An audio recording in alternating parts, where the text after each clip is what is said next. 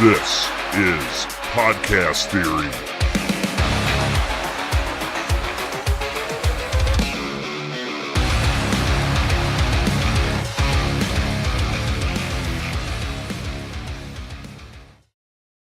Hello again, fellow podcaster, and welcome to today's installment of Podcast Theory Live.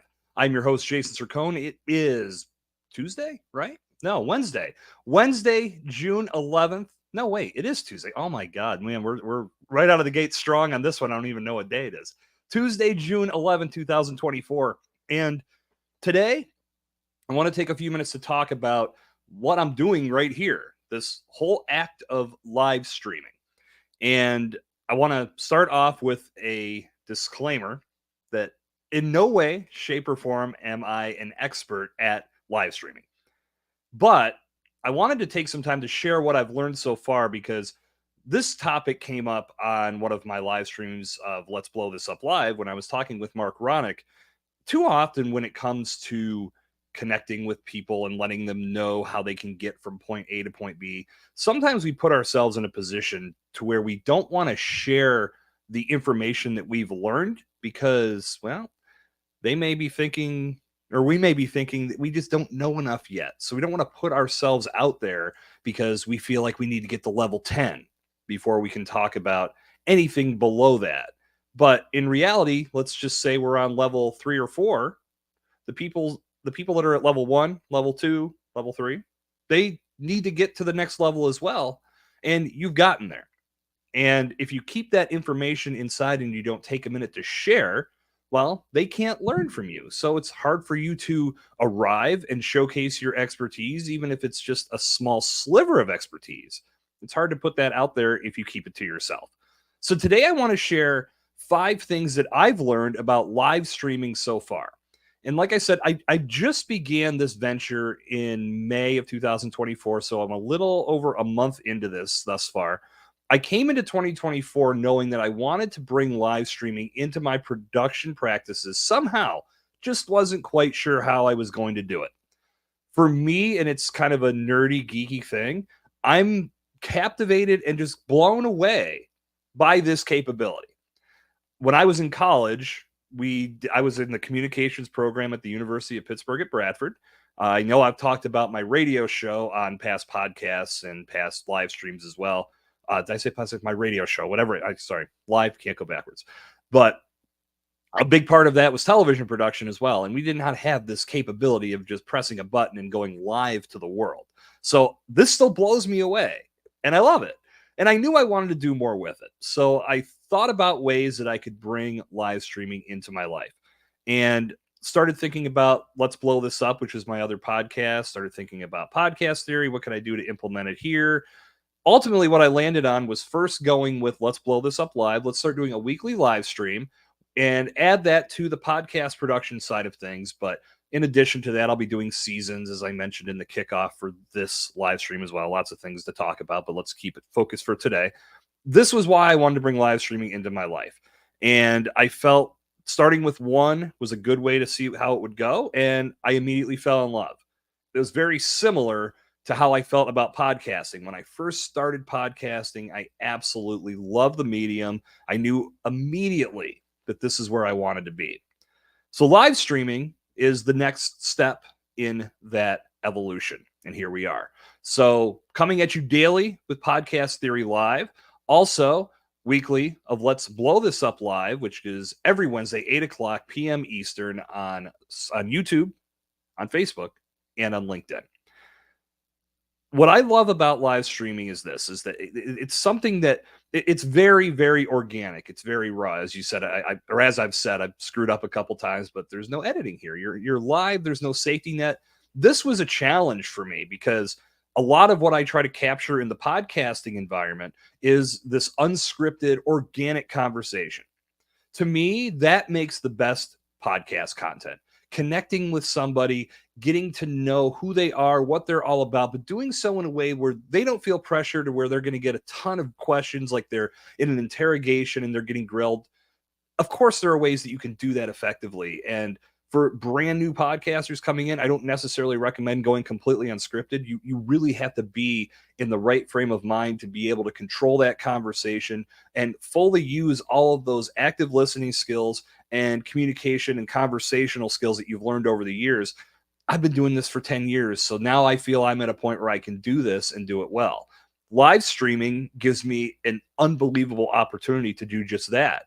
We turn the mics on, we turn the video on, and we just roll. Now, I'm coming into these conversations with some speaking points. I know about my guests and my collaborators that are joining me, so I can control things and keep things going in the right direction. But for me, it's still that challenge of not having a script to fall back on, keeping the conversation going, using the active listening skills and the conversation skills that I've been working so hard to build over the years. I now get to put those center stage in a live environment without the script, without any sense of flow other than we're having a conversation, we're talking. And I feel for you listening out there in live stream land, in podcast land, it's a better experience because things do come off much more naturally. And we live in a world where the internet has a lot of fake shit on it. It's nice to get some authenticity. So today, I want to take a quick minute to share 5 things that I've learned about myself and about the live streaming process to this point. As I said, in no way, shape, or form am I an expert, but I know I have a lot to build on. But at this point, I've built a nice little foundation that I'm going to continue to add to as we go forward with these daily live streams and all the other live streaming that I'll be doing as well. So the first thing I've learned is that I don't overthink things. When I'm producing podcast content and I'm doing it pre-recorded, I do it with the video element. Obviously, if you're doing a podcast in 2024 and beyond, you really should be implementing a video element as well, because you can use that content for so much beyond just the podcast. But what I learned about myself when I do content in that type of environment is I tend to overthink things. And I will put myself in a position to where I'm stopping myself. Maybe I could have said that better. Maybe I could do this. Maybe I could do that. And in this environment, I'm not doing that at all. I'm just relying on the speaking points that I bring to the live stream, and I'm just letting my conversational skills take over. So obviously recording solo, there's no active listening other than listening to myself so I don't repeat anything that I've said before. But I'm learning that I'm not overthinking things in this environment, whether I'm by myself or with somebody else. I'm just letting the conversation flow. And again, I feel that creates better content for you, the listener, or the live stream viewer to consume at the end of the day. Number 2, what I'm loving about live streaming is that it is efficient. This is a great way for me to produce podcast content in addition to video content. So I go live, I share my message, I chat with you, I get to bring something new to the world today via YouTube. When I do the live streams for Let's Blow This Up Live, I'm doing that through Facebook and LinkedIn as well as YouTube and on my website as well. So there's a lot of avenues and channels for people to tune in and find this. But for me, it's an efficient way to kill 2 birds with 1 stone, making a live stream video that I can then repurpose into a podcast episode. So if you're catching this on replay via the podcast feed, this was a great way for me to make content in 2 ways and only have to sit down one time for a few minutes and put it together. So efficiency with live streaming is something I'm very, very excited about, and something that makes me want to keep going with this and learning even more. Number 3, live content is prioritized, and this goes beyond what you're experiencing here on YouTube. But what I love about live content in general is the platforms that have a live streaming capability are prioritizing it over pretty much anything else. So you may have noticed if someone goes live on Instagram, not only do you get a notification letting you know they're live, but when you go onto Instagram itself, at the top where all the stories live, the live videos are prioritized and move right to the front. With YouTube, as long as you're subscribed and you click the bell, you're going to get a notification sent to your devices and to your email letting you know that I've gone live. Same with LinkedIn, same with Facebook. These are the platforms that I've played with live so far, so these are where I'm seeing this, but I feel like that's an incredible feature because we know how getting organic content is in regards to getting it in front of somebody these days. It's incredibly difficult. You have to do a lot to promote. And even with my live streams, I'm still doing something to promote that I'm going to be live, but it's nice to have that notification that gets sent to somebody as well. So having the prioritization of live content is another reason why I plan to continue to lean into live streaming going forward. Number 4, live streaming is interactive. Now, I'm no dummy. When you get something brand new off the ground, it takes time to build an audience. This is live stream number 2 for Podcast Theory Live. So I know I don't have a large viewing audience yet. In as a whole, I'm still working on building up this YouTube channel. Live streaming is playing a major role in that, and it's slightly a small experiment that I'm looking at because I'm growing this channel from zero. And I'm watching the growth as I start doing more live streaming. I want to see how this attracts new viewers and then ultimately more subscribers and more people that are clicking the bell so they get notified so they can not miss new content when it goes live. I feel like this is an incredible way to connect with you in the viewing audience. So if you are watching live, you're able to drop comments. You can ask questions. This has happened on Let's Blow This Up Live, where I've had viewers drop some comments and questions. We're able to feature them right here on the screen and then answer them live and get you the answers that you're looking for almost on demand, in the minutes, in the moment, so you don't have to wait. To me, that's as good as it gets. So the interactivity is great on live streaming. If you're listening to this on replay, I recommend subscribing to the YouTube channel so you can be part of the action as it unfolds. And last but not least, damn it, this is fun. As I said before, I knew almost immediately being live. I did a couple sessions where I was just screwing around with StreamYard, which is the platform I use to go live that then filters all of this feed out to you wherever you're watching, as in today on YouTube. But as I was doing that, I just felt this rush. I'm like, oh, yes, this is where I want to be. I knew immediately I wanted to be doing this. And that was just me on my own, screwing around and seeing how things worked. Once I started having those conversations, it hit me. I'm like, this is it for me. I found my environment.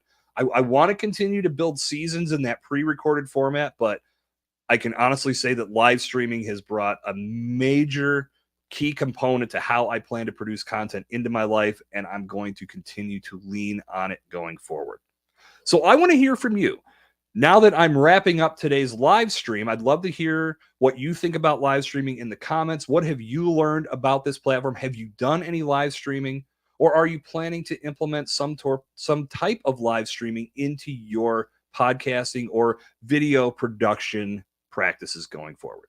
Would love to hear your thoughts on that. Please take a moment, drop it in the comments here on YouTube, or send me a message. Let me know what your thoughts are. And if any of this resonated with you today, if it's in the podcast feed, please write a review and let me know. Let the world know what you think, or just send me a message. I always appreciate that feedback. So that is going to wrap up today's episode of Podcast Theory Live, talking about the 5 things, or 5 things of many that I've learned so far doing live streaming for the past month and change. Plenty more to come, lots to build on, and I'm looking forward to you joining me as I take that journey down the road. So until we meet again on Podcast Theory Live number 3, which will go live on Wednesday. Yes, Wednesday, June 12th, now that I have my days straight. I'm looking forward to seeing you then. Until that moment comes, good talk. I'll see you out there.